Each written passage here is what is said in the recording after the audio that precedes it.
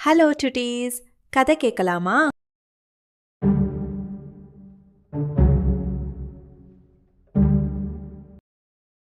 இது செழித்து வளர்ந்த சோழ நாட்டின் துறைமுக நகரம் காவிரி பூம்பட்டினம். அரசவையில் கிரேக்க காவலர்கள் காவல் காக்க மந்திரிகள் சூற கம்பீரமாக அமர்ந்திருந்தார் கரிகால சோழன். அன்று ஆடிப்பெருக்கு. ஆடி மாதம் 18ஆம் நாள் காவிரி பெருக்கை கொண்டாடும் திருநாள் சோழ நாட்டின் காவிரி பூம்பட்டினத்திலும் கோலாகலமாக கொண்டாடப்பட்டது.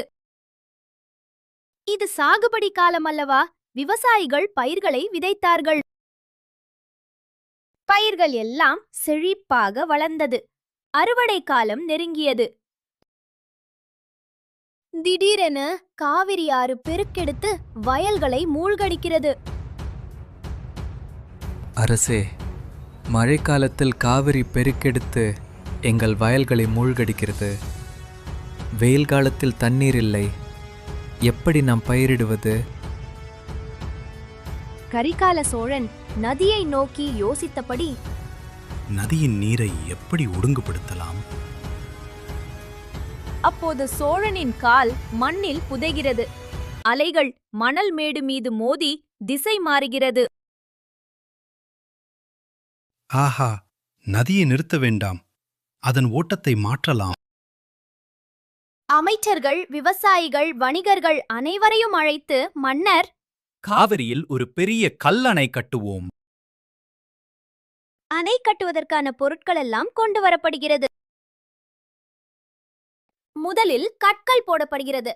கற்கள் உள்ளே மூழ்கிறது. ஒன்றன் பின் ஒன்றாக கட்டப்படுகிறது. யானைகள் உதவுகிறது. முடிவில் பிரம்மாண்ட அணை. பெரிய அணை உருவாகிறது. நீர் கால்வாய்களில் பாய்கிறது. வயல்கள் பச்சை நிறமாக மாறுகிறது.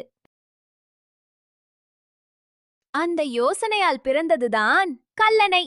இன்று வரை அது நிலைத்து நிற்கிறது. பிரச்சனை வந்தால் கவலைப்படாதே. அதை கவனித்து யோசித்து தீர்வு காண வேண்டும். கரிகால சோழனைப் போல இயற்கையிலிருந்தே பெரிய பாடங்கள் கற்றுக்கொள்ளலாம். Happy reading.